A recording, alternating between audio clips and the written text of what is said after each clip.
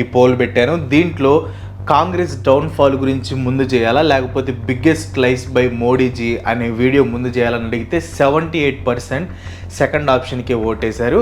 So టెక్నికల్గా చూసుకుంటే first ఆ వీడియోనే చేయాలి. బట్ ఇప్పుడున్న పరిస్థితులు మీకు తెలిసిందే కదా. ఇన్ కేసు నేను ఫస్ట్ ఆ వీడియో చేశాను అనుకోండి, anti national, anti Hindu, anti Indian, Pakistan కుక్క, చైనా చొక్క, టెర్రరిస్టు, అర్బన్ నక్సల్, తొకడా గ్యాంగు, ఇలా రకరకాల పేర్లు వచ్చేస్తాయి అనమాట. సో దానికోసమే ఫస్ట్ కాంగ్రెస్ డౌన్ఫాల్ గురించి చేస్తున్నాను. అండ్ ఆ వీడియో కూడా కంపల్సరీ వచ్చింది, ఈ మంత్లోనే వచ్చింది. ఈ వీడియోకి 30K లైక్స్ వచ్చిన వెంటనే బిగ్గెస్ట్ లైస్ బై మోడీజీ అనే వీడియో చేసేస్తాను అనమాట. యాక్చువల్గా ఏంటంటే నేను చిన్నప్పుడు కాంగ్రెస్ పార్టీని చూసి అరే కాంగ్రెస్ పార్టీకి ఏంద్ర ఎంత ఫాలోయింగ్, అసలు ఫ్యూచర్లో కాంగ్రెస్ పార్టీని ఎవరైనా ఓడించగలరా అనుకునేవాడిని. మీలో చాలామంది కూడా సేమ్ అదే ఫీల్ అయి ఉంటారు, ఐ మీన్ పాస్ట్లో. కానీ ఒకప్పుడు దేశ రాజకీయాల్లో మహారాజులాగా ఉన్న కాంగ్రెస్ పరిస్థితి ఇప్పుడు తలకిందులైపోయింది. ఓన్లీ రాజస్థాన్, ఛత్తీస్గఢ్లో మాత్రమే కాంగ్రెస్ సభ్యులు సీఎంగా ఉన్నారు. ప్రజలు 2024లో కాంగ్రెస్ గెలుస్తుందా లేదా అని మాట్లాడుకోవటం పక్కన పెట్టేసి అసలు కాంగ్రెస్ కనీసం అపోజిషన్ పార్టీ లాగైనా ఉంటుందా అని మాట్లాడుకుంటున్నారు. ప్రజెంట్ కాంగ్రెస్ పార్టీ తమ పతనానికి దగ్గరగా ఉంది, దీంట్లో ఆశ్చర్యం ఏమీ లేదు. అసలు కాంగ్రెస్ పార్టీకి ఏమైంది, ఏం తప్పులు చేస్తే ఇలాంటి పరిస్థితికి వచ్చింది, కాంగ్రెస్ పార్టీకి మళ్ళీ పూర్వ వైభవం రావాలంటే ఏం చేయాలి? చాలా సింపుల్, కాంగ్రెస్ పార్టీ స్ట్రాంగ్ అవ్వాలి. స్ట్రాంగ్ అవ్వడం అనేది జస్ట్ వాళ్ళ సొంత లాభాల కోసమే కాదు, దేశం కోసం కూడా. ఎందుకంటే ఒక కంట్రీలో స్ట్రాంగ్ గవర్నమెంట్ ఉండటం ఎంత ముఖ్యమో దానితో పాటు స్ట్రాంగ్ అపోజిషన్ పార్టీ కూడా ఉండటం చాలా ముఖ్యం. అండ్ కాంగ్రెస్ ఒక స్ట్రాంగ్ అపోజిషన్గా ఉండలేకపోతే వేరే పొలిటికల్ పార్టీ కాంగ్రెస్ ప్లేస్లోకి రావాల్సి ఉంటుంది. కానీ ఇక్కడ ప్రాబ్లం ఏంటంటే ఏదైనా వేరే పొలిటికల్ పార్టీ అపోజిషన్ పార్టీగా మారాలంటే ఫస్ట్ అది నేషనల్ పార్టీ రేంజ్లో బాగా పాపులర్ అవ్వాలి. అంటే చాలా స్టేట్స్లో దానికి మంచి పట్టు ఉండాలి. సో ఇదంతా చాలా టైం టేకింగ్ ప్రాసెస్ అంటే చాలా కష్టమైన పని అనమాట. సో సింపుల్గా చెప్పాలంటే ఇంకొన్ని సంవత్సరాల వరకు కాంగ్రెస్ పార్టీయే మెయిన్ అపోజిషన్ పార్టీగా ఉండాల్సిన పరిస్థితి ఉంది. కనీసం 2023లో జరిగే రాజస్థాన్ ఇంకా ఛత్తీస్గఢ్లో జరిగే ఎలక్షన్స్లో గెలిస్తేనే కాంగ్రెస్ పార్టీకి 2024 ఎలక్షన్స్లో కొద్దిగైనా పోటీ ఇచ్చే ఛాన్స్ ఉంటుంది. ఒకవేళ రాజస్థాన్ అండ్ ఛత్తీస్గఢ్లో కనుక ఓడిపోతే ఇంకా కాంగ్రెస్ పార్టీ ఆల్మోస్ట్ కనుమరుగైపోయినట్లే. సో ఇక్కడ కాంగ్రెస్ పార్టీ ముందున్న main goal 2023 Rajasthan and Chhattisgarh elections. ఇంకో 1 year టైం ఉంది. ఈ 1 yearలో కాంగ్రెస్ చేసిన తప్పులన్నీ సరి చేసుకోవాలి. అసలు కాంగ్రెస్ పార్టీ చేసిన మిస్టేక్స్ ఏంటి? First one, nepotism. Congress party president candidate అయిన రాహుల్ గాంధీ మీద డైనాసిటీ పాలిటీషియన్ అనే ముద్ర ఉంది. సో డైనాసిటీ అంటే మీకు తెలుసు కదా, రాజ్యవంశం. అండ్ ఈ కేసులో చెప్పాలంటే పొలిటికల్ బ్యాక్గ్రౌండ్ ఉన్న ఒక పర్సన్. ఇప్పుడు వేరే పొలిటికల్ పార్టీస్లో నెపోటిజం లేదా దాంట్లో డైనాసిటీస్ లేరా అంటే ఉన్నారు. ఫర్ ఎగ్జాంపుల్ సమాజ్వాదీ పార్టీలో అఖిలేష్ యాదవ్ కానీ, శివసేనలో ఉద్ధవ్ ఠాక్రే కానీ, అంత దూరం ఎందుకు ఇప్పుడు మన దగ్గరే తీసుకుంటే జగన్మోహన్ రెడ్డి గారు కానీ, ఇప్పుడు మన పక్కన తీసుకుంటే తమిళనాడు సీఎం స్టాలిన్ గారు కానీ, బీజేపీలో చూసుకుంటే తేజస్వి సూర్య, వరుణ్ గాంధీ, పూనం మహాజన్, పీయూష్ గోయల్, అనురాగ్ ఠాకూర్, వీళ్ళంతా నెపోటిజం క్యాండిడేట్సే. వీళ్ళంతా డైనాస్టిక్ పాలిటీషియన్సే. అంతెందుకు కాంగ్రెస్లో కూడా రాహుల్ గాంధీ కాకుండా డైనాస్టిక్ పాలిటీషియన్స్ చాలామంది ఉన్నారు. ఫర్ ఎగ్జాంపుల్ సచిన్ పైలట్ కానీ, అదా శాస్త్రి కానీ, సల్మాన్ ఖుర్షిద్ కానీ, వీళ్ళంతా పొలిటికల్ బ్యాక్గ్రౌండ్తో వచ్చిన వాళ్ళే. మరి ఎంతమంది ఉంటే కేవలం రాహుల్ గాంధీని మాత్రమే ఎందుకు విమర్శిస్తున్నారు? డైనాస్టిక్ పాలిటీషియన్ అని ఎందుకు ముద్ర వేశారు? దీని వెనక 2 కారణాలు ఉన్నాయి. First one, Rahul Gandhi Congress party యొక్క అనఫిషియల్ హెడ్. అండ్ రెండోది చూసుకుంటే రాహుల్ గాంధీ అంత సమర్థత ఉన్న నాయకుడైతే కాదు. నిజంగా రాహుల్ గాంధీ సమర్థుడై ఉంటే జనాలు అతని మీద ఈ డైనాస్టిక్ పాలిటీషియన్ అనే ముద్రని వేసేవాళ్ళు కాదు. సో దీని గురించి నేను ఒక ఎగ్జాంపుల్ తో మీకు రాహుల్ గాంధీ గురించి ఎక్స్ప్లెయిన్ చేస్తాను చూడండి. కాంగ్రెస్ పార్టీ యొక్క అఫీషియల్ సైట్ ని గనక మీరు ఒకసారి ఓపెన్ చేస్తే దాంట్లో కాంగ్రెస్ పార్టీకి ప్రెసిడెంట్ సోనియా గాంధీ అని ఉంటుంది. కింద స్క్రోల్ చేస్తే 9 మంది జనరల్ సెక్రటరీ లిస్ట్ ఉంటుంది. ఈ 9 మందిలో ప్రియాంక గాంధీ పేరు ఉంటుంది కానీ రాహుల్ గాంధీ పేరు ఉండదు. ఇది కాకుండా ప్రతి స్టేట్ లో ఒక స్టేట్ ఇన్ఛార్జ్ ని కూడా నియమిస్తారు. ఈ లిస్ట్ కూడా సైట్లో ఉంటుంది. అండ్ ఈ లిస్ట్లో కూడా రాహుల్ గాంధీ పేరు ఉండదు. కాంగ్రెస్ పార్టీ వర్కింగ్ కమిటీ అని సపరేట్గా ఒక 20 మందితో ఒక లిస్ట్ ఉంటుంది. ఆ లిస్ట్లో రాహుల్ గాంధీ పేరు ఉంటుంది. సో ఇక్కడ పాయింట్ ఏంటంటే కాంగ్రెస్ పార్టీయే రాహుల్ గాంధీని సీరియస్గా తీసుకోనప్పుడు ప్రజలు ఇతర పార్టీ వాళ్ళు ఎందుకు సీరియస్గా తీసుకుంటారు? యాక్చువల్గా 2014 వరకు కాంగ్రెస్ పార్టీకి రాహుల్ గాంధీ ప్రెసిడెంట్, తర్వాత ఆయన రిజైన్ చేశారు. కానీ ఇప్పుడు 2022లో కూడా కాంగ్రెస్ పార్టీ యొక్క ఫ్రంట్ ఫేస్ రాహుల్ గాంధీ అని ఎందుకు అనిపిస్తుంది? అఫీషియల్ ప్రెసిడెంట్ కానీ రాహుల్ గాంధీ ఎందుకు ర్యాలీస్లో, ప్రెస్ మీట్స్లో, క్యాంపెయిన్స్లో ఎందుకు కనిపిస్తున్నారు? కాంగ్రెస్ పార్టీ యొక్క ఇంటర్నల్ ఆర్గనైజేషన్ ఎంత బ్యాడ్గా ఉందనేది ఆ పార్టీ ప్రెసిడెంట్ అయిన సోనియా గాంధీ గారిని ఎగ్జాంపుల్గా తీసుకుంటే అర్థమవుతుంది. పార్టీకి అఫీషియల్ ప్రెసిడెంట్ అయిన సోనియా గాంధీ గారు ఏ పొలిటికల్ ర్యాలీస్లో కనిపించరు, ఏ ఇంటర్వ్యూస్లో కనిపించరు, కనీసం సోషల్ మీడియాలో కూడా యాక్టివ్గా ఉండరు. ఇప్పుడు నేను సోనియా గాంధీ గారు సమర్థత లేని లీడర్ అని నేను చెప్పట్లేదు. ఇన్ఫ్యాక్ట్ చెప్పాలంటే 2004లో 2009లో కాంగ్రెస్ పార్టీ గెలిచిందంటే దాంట్లో ముఖ్య పాత్ర సోనియా గాంధీ గారిదే. కానీ ఇప్పుడు అఫీషియల్ ప్రెసిడెంట్ అయిన ఆమె ఎందుకు ఎక్కడా కనిపించరు? సోనియా గాంధీ గారిని కొంచెం పక్కన పెట్టి మనం ఒకసారి ప్రియాంక గాంధీ గారి గురించి మాట్లాడుకుందాం. చాలా మంది కాంగ్రెస్ సపోర్టర్స్ ఒక్కటి మాత్రం గట్టిగా నమ్మేవాళ్ళు, ప్రియాంక గాంధీ ఒక ట్రంప్ కార్డ్, ఆమె ఖచ్చితంగా పార్టీని కాపాడుతుందని, ఒకసారి ఆమె రంగంలోకి దిగితే సీన్ వేరేలాగా ఉంటుందని చాలా ఎక్స్పెక్ట్ చేశారు. ఆమె రంగంలోకి దిగారు, కానీ ఏం జరగలేదు.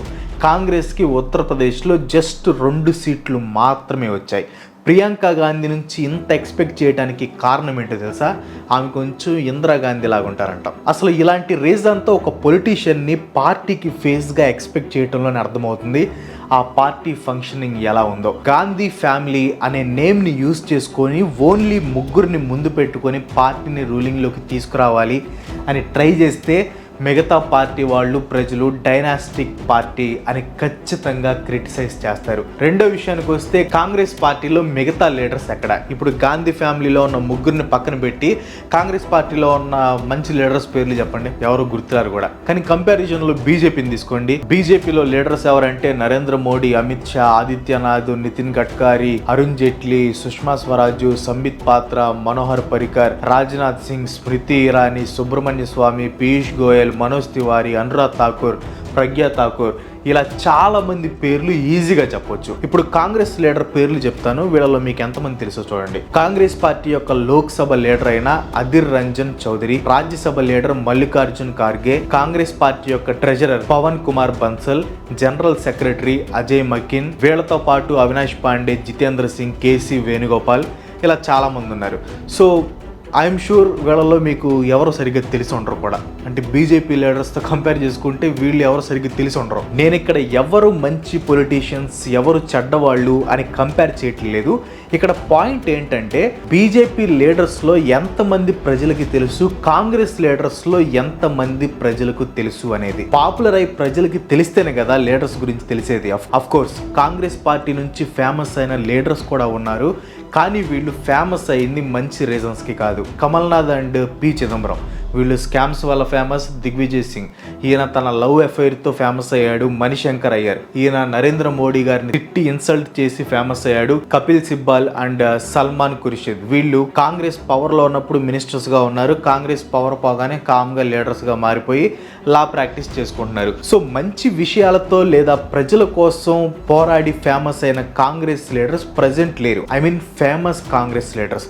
ఎక్కువగా పొలిటికల్ పార్టీస్ ప్రజల కోసం పోరాటాలు, ఆందోళనలు చేస్తాయి, గ్రౌండ్ వర్క్ బాగా చేస్తాయి. కానీ నేను చెప్పిన కాంగ్రెస్ పార్టీ లీడర్స్ ఇలాంటివి ఏమీ చేయరు. అందుకే వీళ్ళు న్యూస్లో కనిపించరు. అసలు కాంగ్రెస్ పార్టీకి హెల్ప్ అయ్యేలాగా రీసెంట్ ఇయర్స్లో కాంగ్రెస్ లీడర్స్ కూడా చెప్పుకోదగిన పని ఏమీ చేయలేదు. సో ఇక్కడ ప్రాబ్లం జస్ట్ రాహుల్ గాంధీలోనే కాదు, మిగతా కాంగ్రెస్ లీడర్స్లో కూడా ఉంది. సడన్గా గాంధీ ఫ్యామిలీ కాంగ్రెస్ పార్టీ నుండి ఎగ్జిట్ అయిపోతే మిగతా లీడర్స్ పార్టీని నడపగలరా అని క్వశ్చన్ చేస్తే ఎవరి దగ్గర ఆన్సర్ ఉండదు. 2018, 2020లో కాంగ్రెస్ పార్టీలో మోస్ట్ ఫేమస్ లీడర్ ఎవరని India today, ABP news first post survey చేస్తే ప్రతి సర్వేలో రాహుల్ గాంధీ పేరే వచ్చింది. ట్రోలింగ్ వలనో, ఫ్యామిలీ నేమ్ వలనో రాహుల్ గాంధీ బాగా ఫేమస్ అయ్యారు. కానీ మిగతా లీడర్స్ ఆయన షాడోలో ఉంటున్నారు, కానీ ఏదో ఒకటి చేసి ప్రజలకి దగ్గర అవడానికి మాత్రం ట్రై చేయట్లేదు. ఇప్పుడు అసలు కాంగ్రెస్ పార్టీలో విషయం ఉన్న లీడర్స్ లేరా అంటే ఉన్నారు. ఇప్పుడు కన్నయ్య కుమార్ తీసుకోండి, ఈయన రీసెంట్గా కాంగ్రెస్లో జాయిన్ అయ్యారు. యూట్యూబ్లో సోషల్ మీడియాలో ఈయన భయంకరమైన ఫేమస్. శశి థరూర్ కానీ, దీపేంద్ర హుడా కానీ, గౌరవ్ వల్లభ్, సచిన్ పైలట్, బివి శ్రీనివాస్ ఇలాంటి లీడర్స్ ఉన్నారు. బివి శ్రీనివాస్ని అయితే ఆక్సిజన్ మ్యాన్ అంటారు, ఎందుకంటే ఈయన కోవిడ్ టైంలో ఆక్సిజన్ సిలిండర్స్ అందించి ప్రజలకి బాగా హెల్ప్ చేశాడు. సో ఇలా మంచి వాయిస్ అండ్ సమర్థత ఉన్న యంగ్ లీడర్స్ ఉన్నారు. కానీ ప్రాబ్లం ఏంటంటే కాంగ్రెస్ పార్టీ వీళ్ళ పాపులారిటీని యూజ్ చేసుకోవట్లేదు. కాంగ్రెస్ మళ్ళీ పవర్ ని అందుకోవాలంటే రాహుల్ తో పాటు ఈ లీడర్స్ కూడా సపోర్ట్ చేసి పైకి తీసుకొని రావాలి. ఇంకా థర్డ్ విషయానికి వస్తే థర్డ్ విషయం కూడా రాహుల్ గాంధీకి రిలేటెడే. రాహుల్ గాంధీని ఫేస్ ఆఫ్ ది కాంగ్రెస్ పార్టీగా సెట్ చేయాలి అనుకున్నారు, కానీ దానికి తగిన వర్క్ కాంగ్రెస్ పార్టీ చేయలేదు. దానికి తగిన ఎక్స్పీరియన్స్ని రాహుల్ గాంధీ సంపాదించలేదు. 2000లో రాహుల్ గాంధీ గారికి 30 సంవత్సరాలు. ఆ టైం నుండి ఆయన తన పొలిటికల్ కెరియర్ని జాగ్రత్తగా బిల్డ్ చేసుకుని ఉంటే బాగుండేది. ఇప్పుడు ఏదైనా రాష్ట్రం తీసుకొని అక్కడ నుంచి క్యాంపెయిన్ చేసి సీఎంగా పోటీ చేసి ఉండాల్సింది. 2004లో కాంగ్రెస్ సెంట్రల్ గవర్నమెంట్ ఫామ్ చేసినప్పుడు మన్మోహన్ సింగ్ గారు ప్రైమ్ మినిస్టర్ అయ్యారు. అప్పుడు రాహుల్ గాంధీ గారిని క్యాబినెట్లో ఏదో ఒక మినిస్టర్గా చేసే ఛాన్స్ ఉంది. పార్టీ రాహుల్ని క్యాబినెట్లో కూర్చోబెట్టి ఎక్స్పీరియన్స్ సంపాదించే ఛాన్స్ ఇచ్చి ఉండాల్సింది, కానీ అది చేయలేదు. 2009లో కూడా కాంగ్రెస్ మళ్ళీ గెలిచింది. సెకండ్ టైం గెలిచింది కాబట్టి హోమ్ కానీ, ఫినాన్స్ కానీ, డిఫెన్స్ కానీ, ఎక్స్టర్నల్ అఫైర్స్ కానీ ఇలాంటి ఏదో ఒక పవర్ఫుల్ క్యాబినెట్ని రాహుల్ గాంధీకి ఇచ్చుంటే ఆయన కొంచెం ఎక్స్పీరియన్స్ అనేది గెయిన్ చేసుకునేవాళ్ళు, కానీ అది కూడా చేయలేదు. ఒక ఫ్యూచర్ ప్రైమ్ మినిస్టర్ క్యాండిడేట్కి ఇవ్వాల్సిన అవకాశాలు ఏవి రాహుల్ గాంధీకి ఇవ్వలేదు. వీటికి బదులుగా 2004లో తన పొలిటికల్ కెరియర్ని రాహుల్ గాంధీ ఉత్తరప్రదేశ్లోని అమేథీ కాన్స్టిట్యూషన్ నుంచి స్టార్ట్ చేశారు. ఈ అమేథీ కాన్స్టిట్యూషన్ అనేది కాంగ్రెస్ అడ్డా అనమాట. ఇక్కడ రాహుల్ గాంధీయే కాదు, నేను వెళ్ళి కాంగ్రెస్ జెండా పట్టుకొని నుంచున్నా కూడా నేను గెలుస్తాను అనమాట. అంత ఈజీ ప్లేస్లో కాంగ్రెస్ రాహుల్ గాంధీని పోటీ చేయించి గెలిపించింది. అలాంటి ఈజీ ప్లేస్ నుండి పోటీ చేసి గెలిచాడు. తర్వాత 2007లో రాహుల్ గాంధీని ఇండియన్ యూత్ కాంగ్రెస్కి చైర్మన్ చేశారు. ఇక్కడ పాయింట్ ఏంటంటే అసలు 2007కు ముందు అలాంటి పొజిషనే లేదు. జస్ట్ రాహుల్ గాంధీ కోసం అలాంటి పొజిషన్ని క్రియేట్ చేశారు. మళ్ళీ 2013లో రాహుల్ గాంధీని కాంగ్రెస్ పార్టీకి వైస్ ప్రెసిడెంట్ చేశారు. సేమ్ ఇక్కడ కూడా ఈ వైస్ ప్రెసిడెంట్ అనే పొజిషన్ని ఓన్లీ రాహుల్ గాంధీ గారి కోసమే క్రియేట్ చేశారు. 2017లో రాహుల్ పార్టీ ప్రెసిడెంట్ అయ్యాక ఈ వైస్ ప్రెసిడెంట్ పొజిషన్ని తీసేశారు. సో ఇవన్నీ చూస్తే మనకి క్లియర్గా అర్థమవుతుంది ఒక ఫ్యూచర్ పిఎం క్యాండిడేట్ ఫేస్ చేయాల్సిన ఛాలెంజెస్ ఏవి రాహుల్ గాంధీ ఫేస్ చేయలేదు. ఫర్ ఎగ్జాంపుల్ నరేంద్ర మోడీ గారిని తీసుకోండి. ఆయన గుజరాత్కి 13 సంవత్సరాలు సీఎంగా ఉన్నారు. సో ఆ టైంలో కొంచెం డెవలప్ చేశారు. సో ఏంటంటే నాకు బాగా గుర్తు, నేను బీటెక్ ఉన్న టైంలో 2014 ఎలక్షన్స్ దగ్గరికి వస్తాయి అనమాట. సో ఆ టైంలో అసలు మన తెలుగు రాష్ట్రాల్లో బీజేపీ పార్టీని పెద్దగా లేదు, కానీ ఎవరిని కదిలిచ్చినా ఈసారి పిఎంగా నరేంద్ర మోడీ గారు అయితే బాగుండేది అనేవాళ్ళు. సో ఎందుకంటే వాళ్ళు ఏం చెప్పేవాళ్ళంటే ఇప్పుడు గుజరాత్ చూపించి చూడండి అట్లా డెవలప్ చేశారో, సో ఆయన వస్తే మన ఇండియాని కూడా డెవలప్ చేస్తారో, ఒకసారి ఆయనకి ఛాన్స్ చూద్దాం అనేవాళ్ళు అనమాట. సో ఇక్కడ ఏంటంటే ఒక పిఎం క్యాండిడేట్ని బీజేపీ ఆయన సీఎంగా పనిచేసిన రాష్ట్రంలో జరిగిన డెవలప్మెంట్ని బాగా ప్రొజెక్ట్ చేసి ఆ పిఎం క్యాండిడేట్కి విపరీతమైన ఎలివేషన్ ఇచ్చిందనమాట. సో అలాంటి ప్రొజెక్షన్ రాహుల్ గాంధీకి కాంగ్రెస్ పార్టీ ఇవ్వలేకపోయింది. And fourth problem ground work and presence. ఈ డైనాసిటీ అనే ముద్రని ఎక్స్పీరియన్స్ లేదు అనే పాయింట్ని కూడా లైట్ తీసుకోవచ్చు రాహుల్ గాంధీ గారు జనాల ముందుకి వస్తే. ట్విట్టర్లో తప్ప ఆయన ఎక్కడ కనిపించరు. ట్విట్టర్లో ట్వీట్ చేయటం చాలా ఈజీ, కానీ గ్రౌండ్ వర్క్ చేయటం, మూమెంట్స్లో పార్టిసిపేట్ చేయటం అంత ఈజీ కాదు. ఈజీ కానివి చేస్తేనే కాంగ్రెస్ పార్టీ యొక్క ఫేస్ అయ్యే క్వాలిటీ రాహుల్ గాంధీకి వస్తుంది. ప్రజెంట్ ఉన్న మీడియా పక్షపాతం చూపిస్తుంది, గవర్నమెంట్కే సపోర్ట్ చేస్తుంది. ఇది జగమెరిగిన సత్యం. గవర్నమెంట్ ఏం తప్పులు చేసినా చూపించదు, గవర్నమెంట్ మంచి పని చేస్తే ఎత్తేస్తూ ఉంటుంది. సో అపోజిషన్ వాళ్ళు ఏ మంచి పని చేసినా చూపిరు, వాళ్ళు చేసే ర్యాలీ ఏం చూపిరు, ఆఫ్కోర్స్ పక్షపాతం ఏం చూపిస్తుంది, వాళ్ళకుండే స్వార్థం వాళ్ళకు ఉండిద్ది. అలా అని లైట్ తీసుకుంటే ఎలా? డిజిటల్ మీడియా పబ్లికేషన్స్ చాలా ఉన్నాయి, కావాలంటే వాటిలో ఇంటర్వ్యూస్ ఇవ్వచ్చు. కానీ ఆయన ఓన్లీ 2014 ఎలక్షన్స్కి ముందు మాత్రమే ఈ ప్లాట్ఫామ్స్లో ఇంటర్వ్యూ ఇచ్చారు, తర్వాత కనిపించలేదు. ఓకే, ఈ సంవత్సరంలోనే రాహుల్ ఈ మూమెంట్స్ని, ర్యాలీస్ని స్టార్ట్ చేశారు, గుడ్. కానీ కాస్త లేట్గా స్టార్ట్ చేశారేమో అనిపిస్తుంది. రీసెంట్గానే కాంగ్రెస్ భారత్ జోడో యాత్రని ఒక పాదయాత్రని స్టార్ట్ చేసింది. లేట్ అయినా సరే రాహుల్ గాంధీ గ్రౌండ్ వర్క్ చేయడం స్టార్ట్ చేశారు. మరి ఇది ఎంతవరకు ఎఫెక్ట్ చూపిస్తుందో చూడాలి. గ్రౌండ్ వర్క్ తో పాటు రాహుల్ చేయాల్సిన ఇంకో మెయిన్ థింగ్ తన పబ్లిక్ రిలేషన్షిప్స్ ని ఇంప్రూవ్ చేసుకోవాలి. ఒక పిఎం క్యాండిడేట్ అవ్వాలనుకున్న పర్సన్ పబ్లిక్ రిలేషన్స్ ని ఎలా ఇంప్రూవ్ చేసుకోవాలి అనేది ప్రజెంట్ ఉన్న మన పిఎం నరేంద్ర మోడీ గారిని చూసి నేర్చుకుంటే చాలు. ఆయనకంటే దాంట్లో దిట్ట ఎవరు లేరు ప్రజెంట్ నాకు తెలిసి. సో ఆయన్ని చూసి ఆ విషయాలు నేర్చుకోవచ్చు. ఇప్పుడు మన శత్రువు అయినా అతనిలో మంచి క్వాలిటీస్ ఉంటే అవి మనం నేర్చుకోవడంలో తప్పులేదు. ప్రజెంట్ బీజేపీ లాంటి ఒక పవర్ఫుల్ పార్టీని ఎదుర్కోవాలంటే కాంగ్రెస్ తమ నరేటివ్ని మార్చుకోవాలి. నరేటివ్ అంటే కాంగ్రెస్ ఒక ప్లాన్తో ముందుకెళ్ళాలి. అఫ్ కోర్స్ అన్ని పార్టీలు ప్లాన్తోనే ముందుకు వెళ్తాయి. పోయిన 2 సార్లు కాంగ్రెస్ వేసిన ఏ ప్లాన్కి ప్రజలు కన్విన్స్ అవ్వలేదు. సో ఈసారి వేసే ప్లాన్స్ స్ట్రాంగ్గా ఉంటేనే కాంగ్రెస్కి ఛాన్స్ ఉంటుంది. రాహుల్ గాంధీ ముందుంటే మిగతా లీడర్స్ని కూడా వెలుగులోకి తీసుకొని రావాలి. ఆ షాడోలో ఉంటే కష్టం. That's all for today. ఈ వీడియో మీకు ఎలా అనిపించింది కింద కామెంట్లో పోస్ట్ చేయండి. అండ్ మీకు బిగ్గెస్ట్ లైస్ బై మోడీజీ గారి వీడియో తొందరగా కావాలంటే సో వెంటనే లైక్ చేసేయండి. 30K లైక్స్ రంగానే వెంటనే వీడియో వచ్చేస్తుంది.